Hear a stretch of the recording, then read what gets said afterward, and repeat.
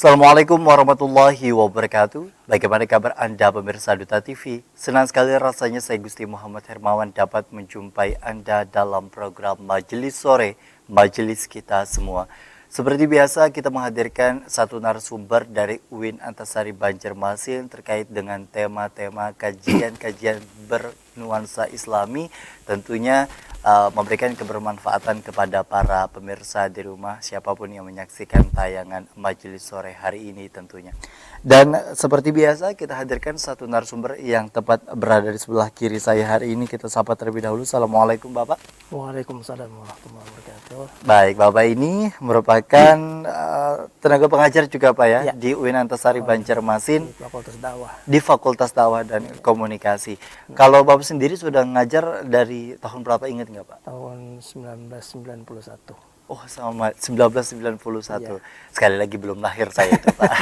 Tapi sekali lagi saya ucapkan terima kasih kepada Bapak Dr. Andes Haji Muhammad Abdul Amri MA yang sudah hadir di studio Duta TV hari ini dalam program Majelis Sore Pak. Kita bicara mengenai dakwah dan amar ma'ruf nahi mungkar menurut konsepsi Al-Quran. Sebelum kita tanya jawab, dipersilakan untuk Bapak penyampaian seputar tema kita pada hari ini kepada para pemirsa di rumah. Ya.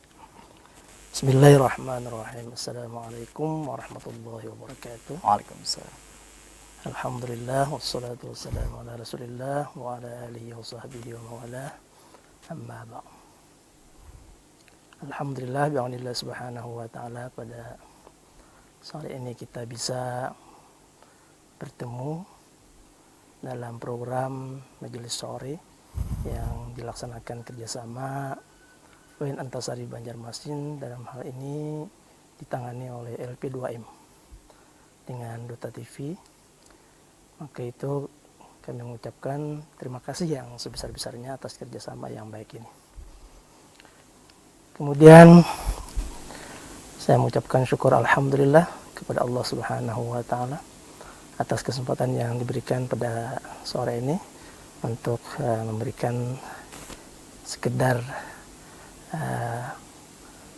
uraian atau penyampaian ayat-ayat Al-Quran yang berhubungan dengan dakwah dan amar ma'ruf nahi mungkar. Kemudian salawat dan salam marilah kita persembahkan keharibaan junjungan Nabi kita Muhammad SAW serta para sahabat, kerabat serta pengikut beliau hingga akhir zaman. Amin ya rabbal alamin. Pada hari ini saya mencoba untuk mengungkapkan suatu materi yang tadi telah disampaikan oleh, ya kalau saya sebut adik gitu ya, karena lahirnya tanggal bulan apa? 93 Pak. 93 ya. Mudah sekali masih. Ya, adik Gusti gitu ya, Gusti Hermawan. Yaitu dakwah dan amar ma'ruf menurut konsepsi Al-Quran. Ayat yang pertama yang kita akan sampaikan adalah Surah Al-Imran ayat 104 yang berbunyi, A'udzubillahi minasyaitonirrajim. Bismillahirrahmanirrahim. Wal takum minkum ummatun yad'una ilal khair wa ya'muruna bil ma'ruf wa yanhauna 'anil munkar wa ulaika humul muflihun. Yang artinya, dan hendaklah ada di antara kamu segolongan umat yang menyeru kepada kebaikan, mengajak kepada kebaikan, kemudian menyuruh kepada perbuatan baik dan mencegah perbuatan yang mungkar. Mereka itulah orang-orang yang beruntung. Dari ayat ini kita bisa pahami ada di sini huruf lam pada kata wa takum. Itu kata ulama bisa dibagi dalam dua sisi. Yang pertama, lam itu dalam pengertian litab'id. Litab'id itu artinya sebagian. Nah, sehingga kemudian para ulama mengatakan bahwa dakwah itu hukumnya adalah fardu kifayah. Karena mereka mengatakan bahwa lam di sini adalah litab'id, pengertiannya sebagian.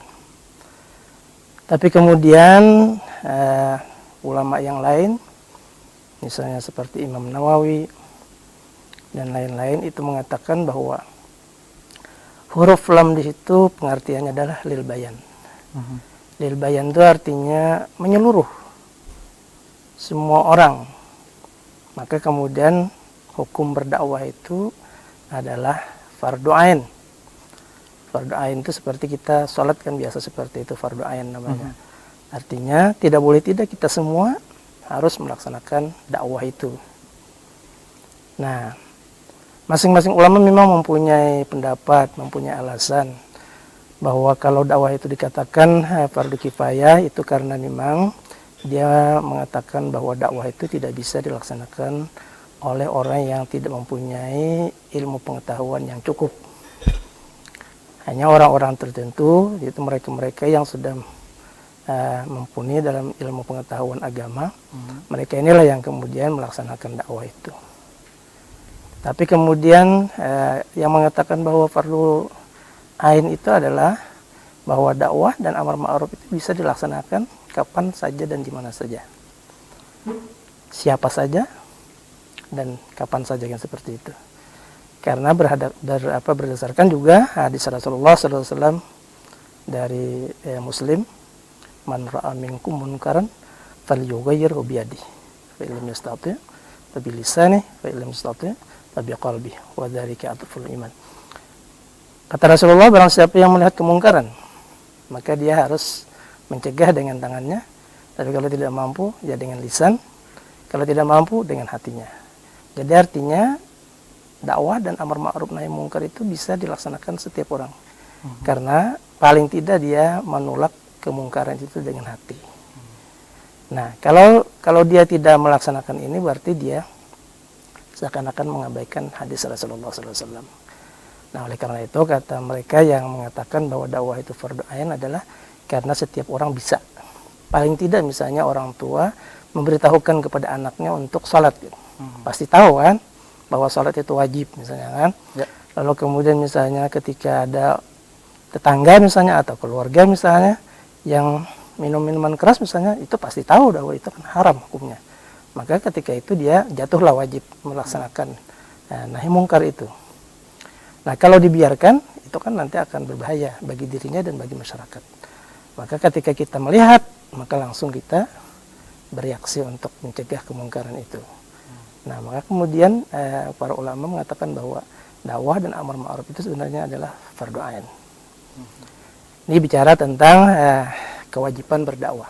Baik. Jadi yang jelas bahwa dakwah itu wajib, gitu, seperti itu kan kesimpulannya wajib. Baik wajibnya itu dikatakan fardu kifayah ataupun fardu ain. Tapi memang bagi kita yang menjadi dosen lah gitu kan, kemudian mahasiswa fakultas dakwah gitu kan, kita memang mengambil paham, mengambil pendapat, mengambil aliran gitu kan, yang mengatakan bahwa dakwah itu fardu ain. Sebab kalau fardu kifayah, dosennya misalnya fakultas dakwah khususnya ya, dosen fakultas dakwah misalnya, kemudian mahasiswa mengambil pendapat fardu kifayah misalnya, itu sebenarnya tidak pas bagi untuk fakultas dakwah. Karena fakultas dakwah itu sebenarnya memberikan ilmu pengetahuan tentang agama kita ini, syiarnya itu. Jadi karena itu maka dosen fakultas dakwah khususnya harus mengambil paham yang mengatakan dakwah itu fardu ain. Jadi seperti itu. Baik, kita bicara mengenai dakwah yang kemudian juga hari ini begitu berkembang. Di tengah-tengah masyarakat dikenal dengan pengajian atau kemudian juga mengaji duduk istilahnya Pak ya. Itu kan juga menjadi media untuk penyampaian dakwah. Dan hari ini pun juga begitu berkembangnya teknologi, banyak sekali kajian-kajian Islam yang direkam dan kemudian juga diunggah di berbagai platform sosial media, YouTube, Instagram, Facebook dan lain sebagainya. Dan artinya juga itu tadi, siapa dan dari mana kita sebenarnya memiliki kewajiban untuk memberitahu yang mana yang baik, yang mana yang buruk, tidak hanya untuk diri kita dan keluarga, namun juga untuk sekitar. Itu tadi, dengan 3 cara, apabila tidak bisa dengan tangan, dengan mulut, dan tentunya juga dengan hati. Itu yang menjadi pamungkas dalam proses kita menolak mungkaran itu sendiri. Nah, sedangkan kalau kita bicara mengenai dakwah, Pak, bicara mengenai dakwah ini sendiri kan cakupannya begitu luas, Pak ya. Nah, kalau tadi mungkin disinggung sedikit mengenai guru, dosen yang ada di lingkup formal, Pak. Sejauh mana sebenarnya profesi ini memberikan kebermanfaatan bahwa apa yang disampaikannya walaupun tidak masuk dalam kategori ilmu-ilmu yang dimaktubkan di dalam agama Islam, yakni Quran dan juga hadis, seperti misalkan biologi, fisika, kimia ataupun ilmu-ilmu lainnya yang kepentingannya sebenarnya untuk umum. Nah, apakah memang juga itu bisa dikategorikan sebagai dakwah dalam pemenuhan apa yang kita miliki untuk ilmu tersebut untuk dibagikan kepada orang lain? Ya, memang para ulama itu membagi ilmu itu kan ada dua, ada ilmu agama, ada ilmu umum itu kan.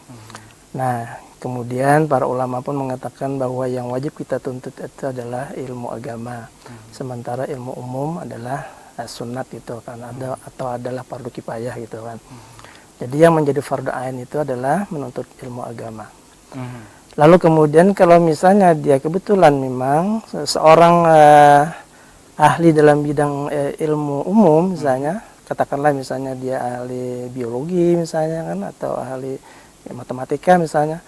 Nah, selama dia bisa mengaitkan hal itu kepada kemanfaatan manusia, dan kemudian dia bisa kemudian mengaitkan kepada hal-hal yang bernilai religi, agama. Ada integrasi. Iya, ada integrasinya. Kemudian dia bisa dikaitkan kepada akhirat misalnya, nanti itu akan memberikan nilai tambah juga.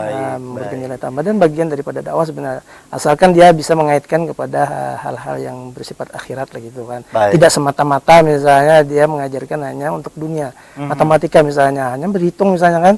Tapi kemudian tidak dikaitkan dengan misalnya dalam Al-Quran itu misalnya disebutkan ada misalnya tentang bulan misalnya kan. Nah, Al-Quran menyebutkan tentang bulan 12 bulan misalnya. Nah, itu kan ada kaitan-kaitan dengan ayat Al-Quran. Lalu kemudian tentang bintang-bintang ini misalnya kan dikaitkan dengan itu semua adalah misalnya ciptaan Allah Subhanahu wa taala. Nah, itu kan bisa dikaitkan. Maka ada nuansa agamanya seperti itu. Baik, ada maka ini akan punya nilai antara nilai keagamaan maupun juga nilai yang sifatnya memang dibutuhkan untuk proses kita hidup di dunia itu tadi, Pak ya. Nah, nanti kita akan bahas seputar dakwah ini sendiri, terutama di era modernisasi yang begitu berkembang. Bagaimana dengan proses dakwah yang menggunakan platform sosial media? Apakah juga itu bagian dari dakwah yang juga menjadi bagian terutama dalam proses kajian-kajian Islam? Kita nanti akan kembali usai jeda. Tetaplah bersama kami dalam program Majelis Sore, Majelis Kita Semua.